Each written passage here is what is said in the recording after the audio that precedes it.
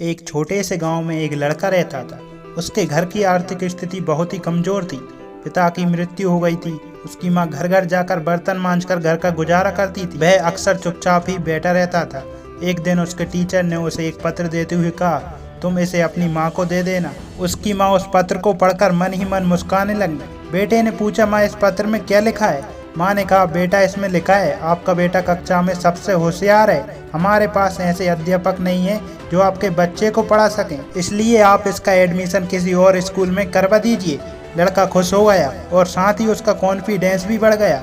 वह मन ही मन सोचने लगा कि उसके पास कुछ खास है। अगले ही दिन उसकी माँ ने उसका एडमिशन दूसरे स्कूल में करवा दिया। उस लड़के ने मन लगाकर पढ़ाई की और एक दिन अपनी मेहनत के दम पर बड़ी सफलता हासिल की। वह लड़का कोई और नहीं, महान वैज्ञानिक अल्बर्ट आइंस्टीन थे। माँ बूढ़ी हो चुकी थी। एक दिन अचानक ही उनकी मृत्यु हो गई।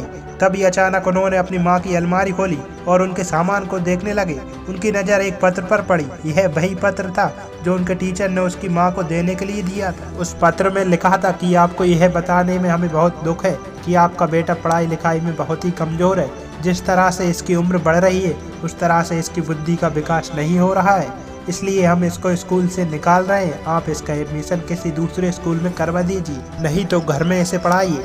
जिस प्रकार पत्र पढ़कर आइंस्टीन की मां ने अपने बेटे की सोच बदल दी, ठीक उसी प्रकार आप भी अपनी सोच बदल सकते हैं। खुद सोचिए, वह लड़का तो वही था जिसे यह कहकर स्कूल से निकाल दिया था कि उसकी बुद्धि का विकास सही से नहीं हो रहा। फिर वो आइंस्टीन कैसे बना, जिसे भौतिक के नोबेल पुरस्कार के साथ कई पुरस्कारों से सम्मानित किया गया, सिर्फ अपनी सोच से।